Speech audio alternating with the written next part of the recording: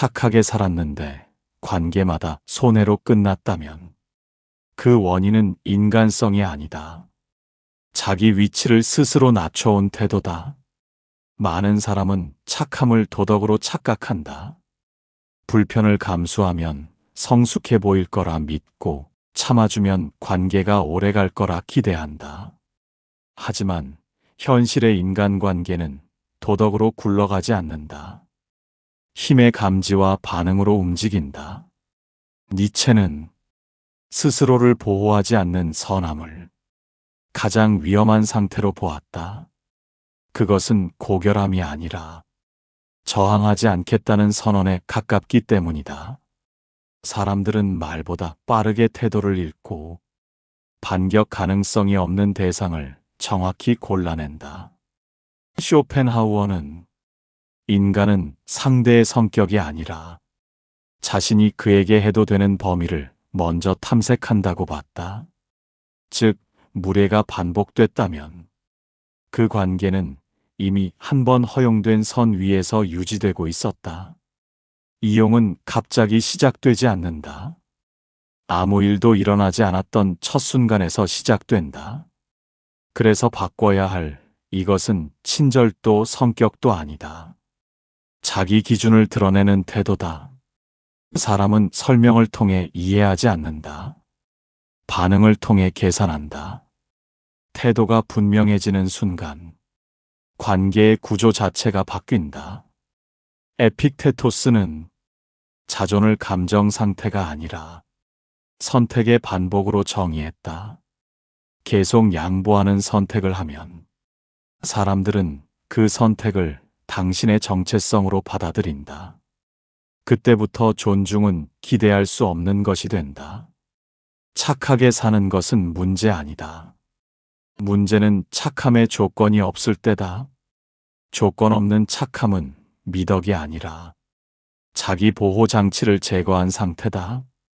태도가 달라지면 설명하지 않아도 사람들의 거리와 말투가 먼저 변한다.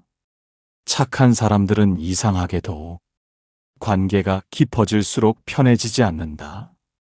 오히려 더 피곤해지고 더 조심스러워지고 마지막엔 혼자 남았다는 감각에 빠진다. 이 현상은 성격 문제가 아니다. 관계 구조의 문제다. 착한 사람은 관계를 유지하려는 쪽에 서고 다른 사람은 관계를 활용하려는 쪽에 선다. 이 균형이 무너지는 순간 한쪽은 책임을 느끼고 다른 한쪽은 권리를 느낀다. 피로는 언제나 책임을 떠안은 쪽에서만 생긴다.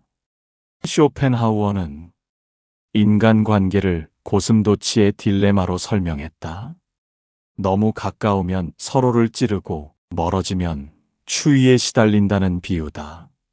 하지만 착한 사람은 이 거리 조절을 포기한다. 찌르는 쪽이 아니라 계속 버티는 쪽을 선택한다. 그 결과 상처는 쌓이고 회복은 없다. 니체는 자기 희생을 반복하는 인간을 고귀하다고 보지 않았다. 그는 그것을 스스로를 소모시키는 도덕이라 불렀다. 자기 가치를 보호하지 않는 선함은 결국 타인의 욕구를 키우는 연료가 된다. 관계에서 지친다는 건 사람이 싫어졌다는 뜻이 아니다. 자기 기준이 계속 무시되고 있다는 신호다. 그 신호를 무시한 채 참음과 이해로 덮어버리면 관계는 유지될지 몰라도 자기 감정은 점점 말라간다. 에픽테토스는 타인의 요구와 자신의 책임을 구분하지 못할 때 인간은 반드시 불행해진다고 봤다. 착한 사람의 피로는 여기서 시작된다. 남의 몫까지 자신의 책임으로 끌어안는 순간 관계는 짐이 된다. 지치는 관계는 정리의 대상이지 인내의 대상이 아니다. 거리를 조정하지 않으면 마음이 먼저 망가진다. 그리고 마음이 망가진 뒤에는 아무리 좋은 관계도 의미를 잃는다. 선을 긋기 시작하면 이상한 일이 벌어진다. 갑자기 차가워졌다는 말을 듣고 예전 같지 않다는 평가를 받으며 어떤 사람은 자연스럽게 멀어진다. 많은 이들이 이 지점에서 다시 후퇴한다. 내가 너무 예민한가? 하지만 이 질문 자체가 이미 핵심을 놓치고 있다. 사람들의 태도가 바뀌는 이유는 당신이 변했기 때문이 아니라 관계의 계산식이 달라졌기 때문이다. 니체는 인간은 도덕으로 움직이지 않고 힘의 감각으로 움직인다고 봤다. 여기서 말하는 힘은 지배가 아니다. 이 사람은 어디까지 허용하는가라는 심리적 경계 인식이다. 선을 긋는 순간 상대는 처음으로 생각한다. 이 관계는 예전처럼 다루면 안 된다. 쇼펜하우어는 인간은 상대를 존중해서 조심하는 게 아니라 불편해질 가능성 때문에 조심한다고 말했다. 즉, 선을 긋는 행동은 감정 표현이 아니라 관계에 위험 신호를 추가하는 행위다. 이 신호가 없는 관계는 자연스럽게 이용 쪽으로 기울어진다. 여기서 중요한 사실 하나가 있다. 선을 긋는다고 모든 사람이 남아있지는 않는다. 오히려 일부는 떠난다. 하지만 이것은 실패가 아니다. 관계의 정리다. 당신의 기준이 생기자 기준을 감당할 수 없는 사람만 떨어져 나간다. 에픽테토스는 평온은 타인의 반응에서 오는 게 아니라 자기 선택이 분명할 때 생긴다고 봤다. 선을 긋는 순간 불편함이 생기는 이유는 갈등 때문이 아니라 그동안 미뤄왔던 선택을 이제야 했기 때문이다. 많은 사람이 착함을 유지하기 위해 선을 흐릿하게 만든다. 하지만 흐릿한 선은 존중을 부르지 않는다. 오히려 더 많은 침범을 부른다. 관계가 바뀌는 순간은 말을 잘했을 때가 아니라 더 이상 허용하지 않겠다는 태도가 드러났을 때다. 선을 그었을 뿐인데 마음이 편해지기는커녕 이상한 불안이 따라온다. 미안한 감정, 죄책감, 내가 너무 냉정해진 건 아닐까라는 생각. 이 감정 때문에 많은 사람들은 다시 예전의 태도로 돌아간다. 그리고 관계는 또다시 같은 방식으로 망가진다. 이 죄책감은 인격의 문제도 이기심도 아니다. 오래된 학습의 반작용이다. 니체는 죄책감을 개인의 양심이 아니라 사회가 길들인 감정으로 보았다. 타인의 기대를 거부했을 때 느끼는 불편함은 도덕적 결함이 아니라 집단 규칙에서 벗어났다는 신호에 가깝다. 즉, 죄책감은 잘못해서 생기는 감정이 아니라 익숙함을 배반했을 때 생기는 감정이다. 착한 사람일수록 이 감정에 약하다. 왜냐하면 오랫동안 맞춰주는 역할로 관계를 유지해왔기 때문이다. 그 역할에서 벗어나는 순간 마음은 즉각 경고를 보낸다.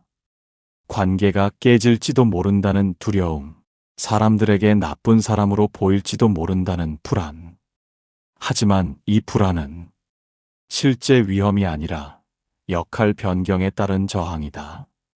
쇼펜하우어는 인간은 고통보다 변화에 더 크게 저항한다고 봤다. 익숙한 손해는 견디지만 낯선 평형 상태는 불안해한다. 선을 긋고 난 뒤의 불편함은 존중을 잃을까 봐서가 아니라 기존 관계 구조가 무너지는 과정에서 생기는 진통이다. 여기서 중요한 기준이 하나 있다. 선을 긋고 생긴 죄책감은 도덕적 신호가 아니다. 그 감정은 다시 예전으로 돌아가라는 습관의 압박일 뿐이다.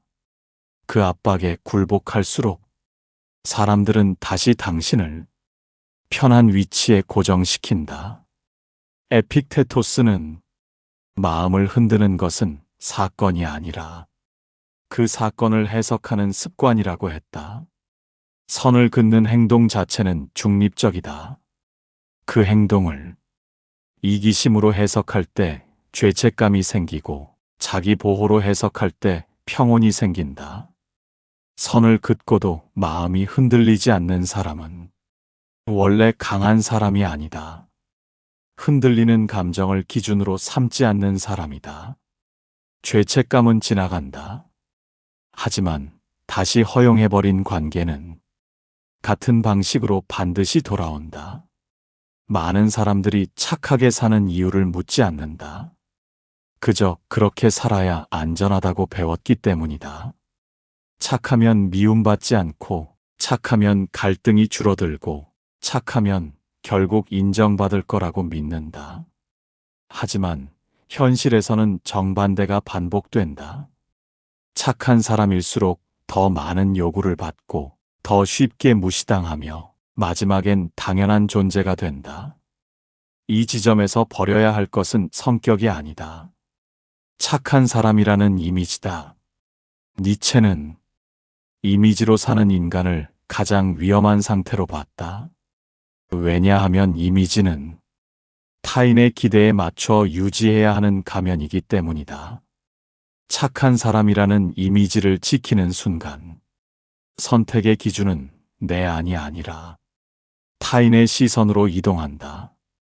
그때부터 관계는 평등이 아니라 역할 분담이 된다. 누군가는 요구하고 누군가는 감당한다. 문제는 이 역할이 쉽게 바뀌지 않는다는 데 있다. 한번 착한 사람으로 고정되면 거절은 성격 변화로 해석되고 침묵은 불만으로 오해받으며 기준은 냉정함으로 왜곡된다. 그래서 많은 이들이 선을 긋고도 다시 후퇴한다. 이미지가 깨질까 봐서다. 쇼펜하우어는 인간은 상대를 있는 그대로 보지 않고 자신에게 유리한 방식으로 해석한다고 말했다. 즉, 착한 사람이라는 이미지는 상대에게 편리한 해석의 틀을 제공한다. 그 틀 안에 있는 한 존중은 생기지 않는다. 필요만 커질 뿐이다.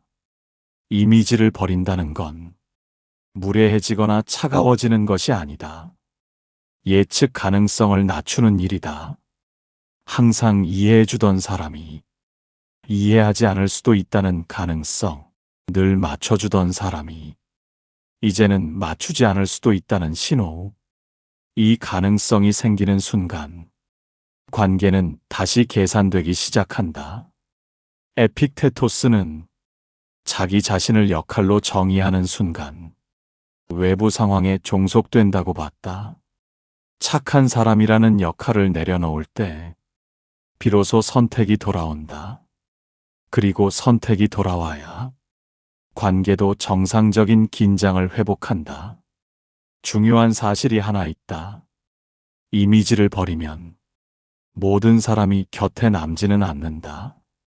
오히려 실망하거나 떠나는 사람도 생긴다. 하지만 그 이탈은 손실이 아니다. 기존에 왜곡돼 있던 관계가 본래의 형태로 돌아가는 과정이다. 착한 사람으로 남을 것인가, 존중받는 사람으로 남을 것인가는 동시에 선택할 수 없다. 이미지를 내려놓는 순간 불편함은 잠시 생긴다.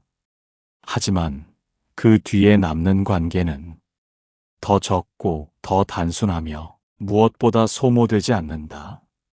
선을 긋기 시작하면 가장 먼저 듣게 되는 말이 있다. 너 요즘 변한 것 같아. 이 말은 칭찬도 객관적 평가도 아니다. 관계가 불리해졌다는 신호다. 사람들은 타인의 성장을 불편해하지 않는다. 불편해하는 것은 자신이 누리던 위치가 흔들릴 때다. 당신이 변한 게 아니라 관계의 구조가 변했을 뿐이다. 니체는 인간은 평등을 말하지만 실제로는 서열의 안정성을 원한다고 봤다. 관계에서 역할이 고정돼 있을 때 사람들은 심리적 안정을 느낀다. 늘 맞춰주던 사람이 더 이상 맞춰주지 않을 때 그 안정이 무너진다. 변했다는 말은 그 불안을 감정으로 포장한 표현이다. 이때 많은 이들이 흔들린다. 정말 내가 이상해진 건 아닐까? 괜히 관계를 망치는 건 아닐까? 하지만 질문이 잘못됐다. 중요한 건 누구에게 불편해졌는가다. 쇼펜하우어는 인간은 손실에 훨씬 민감하다고 봤다. 얻는 것보다 잃는 것에 더 크게 반응한다. 당신의 변화가 누군가에게 손실로 인식될 때 그 사람은 반드시 반응한다. 비난, 실망, 거리두기라는 형태로. 하지만 여기서 분명히 해야 할 기준이 있다. 당신의 변화가 존중을 회복하는 방향이라면 그 불편함은 감내해야 할 비용이다. 그 비용을 피하려고 다시 후퇴하면 관계는 예전 구조로 되돌아간다.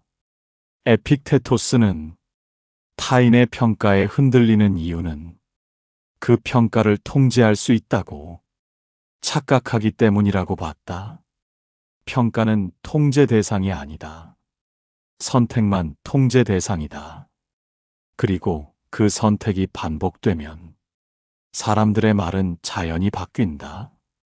변했다는 말을 듣는 순간 자기 검열을 시작하지 마라.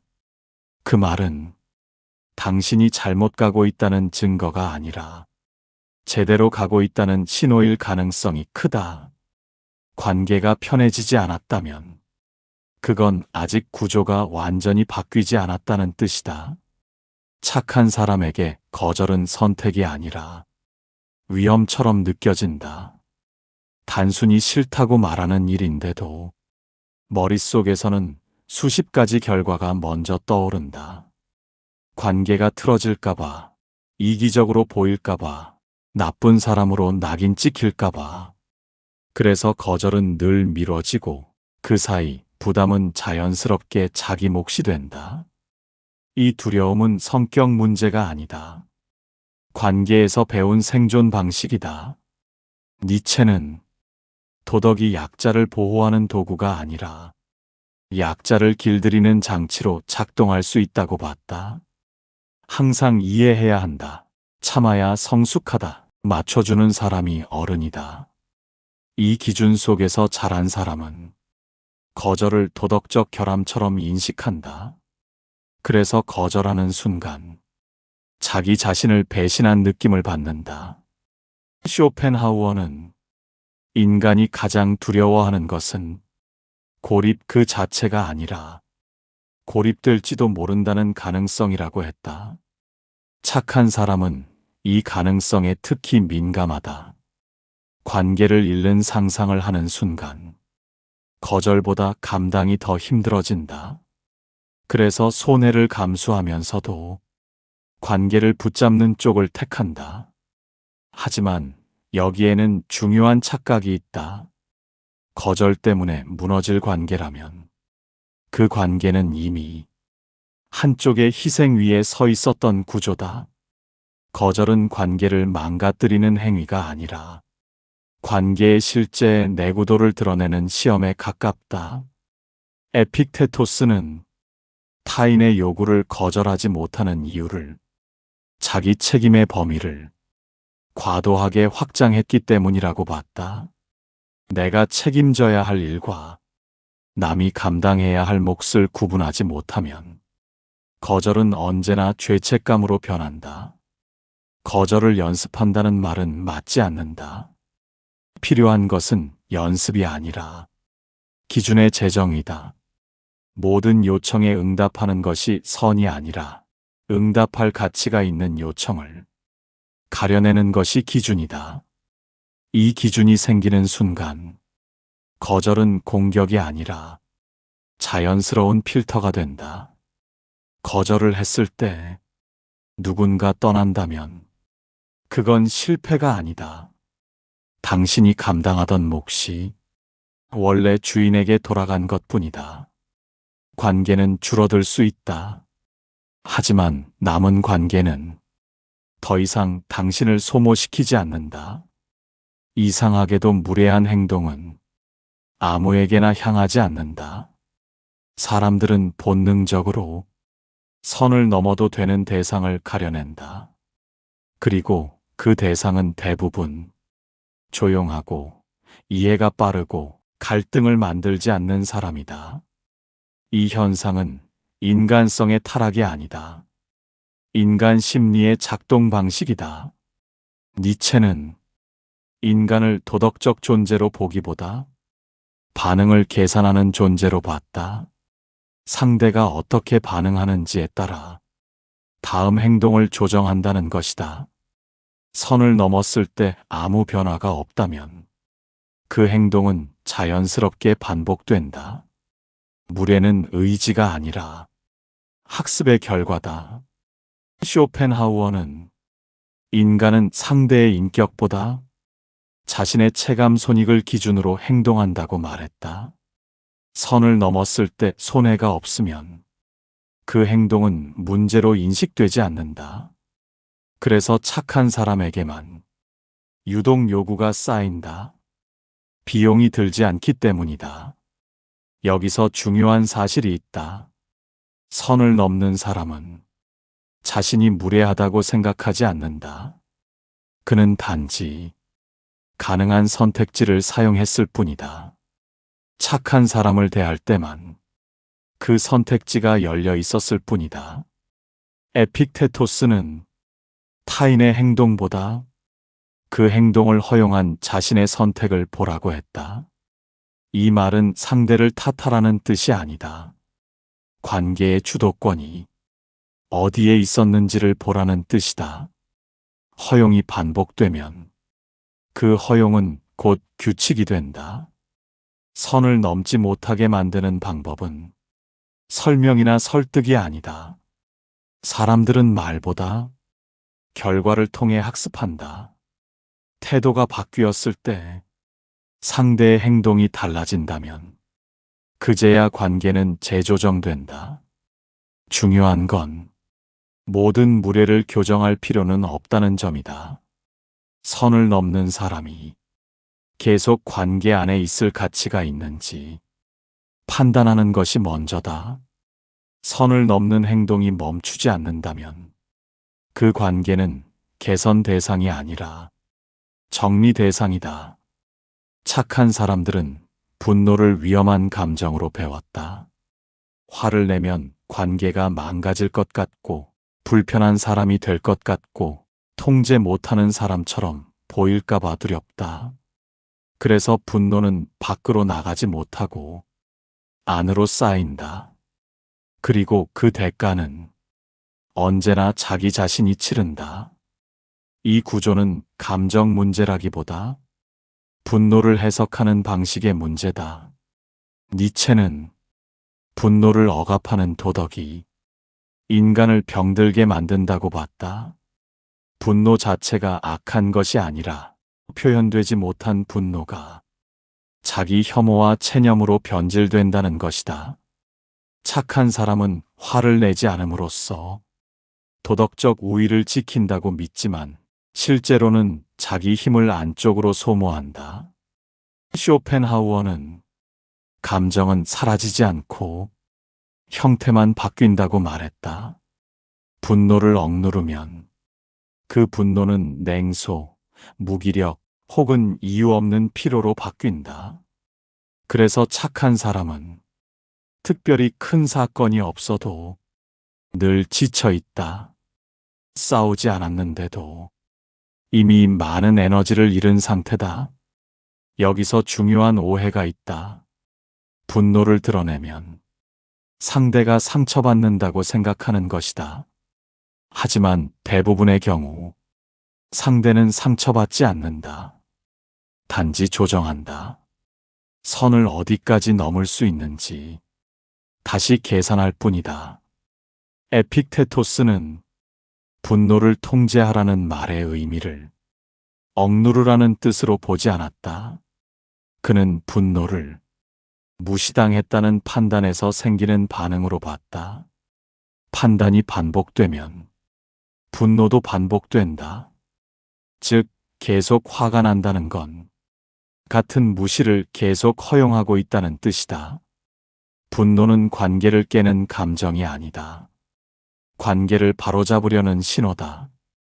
이 신호를 계속 무시하면 관계는 유지될지 몰라도 자존은 서서히 깎여나간다.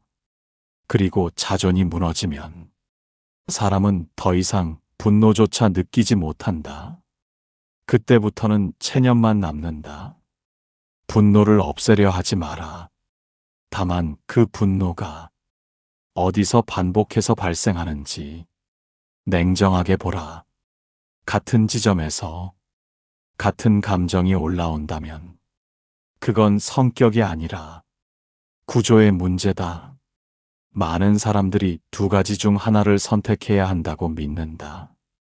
착하게 살 것인가, 아니면 냉정해질 것인가. 하지만 실제로 이용당하지 않는 사람들은 이 둘을 나누지 않는다. 그들은 착함을 유지하면서도 명확한 선을 가진다. 이 차이는 성격이 아니라 내적 기준의 위치에서 나온다. 니체는 강한 인간을 타인을 이기는 사람으로 보지 않았다. 그는 자기 기준으로 판단하고 그 기준을 행동으로 유지하는 사람을 강하다고 봤다. 이런 사람은 설명이 적다. 변명도 없고 이미지도 지키려 하지 않는다. 그래서 흔들리지 않는다. 쇼펜하우어는 인간의 불행은 원하지 않는 것을 계속 허용하는 데서 시작된다고 봤다. 이용당하지 않는 사람은 모든 요구를 평가 대상으로 둔다. 요구가 도덕적인지 아닌지가 아니라 자기 기준에 맞는지를 본다. 이 판단이 습관이 되면 착함은 더 이상 약점이 되지 않는다. 에픽테토스는 자유를 외부 조건이 아니라 선택의 일관성으로 정의했다. 이용당하지 않는 사람은 상황마다 다른 선택을 하지 않는다. 불리한 상황에서도 기준을 낮추지 않는다. 그래서 사람들은 그의 선을 시험하지 않게 된다.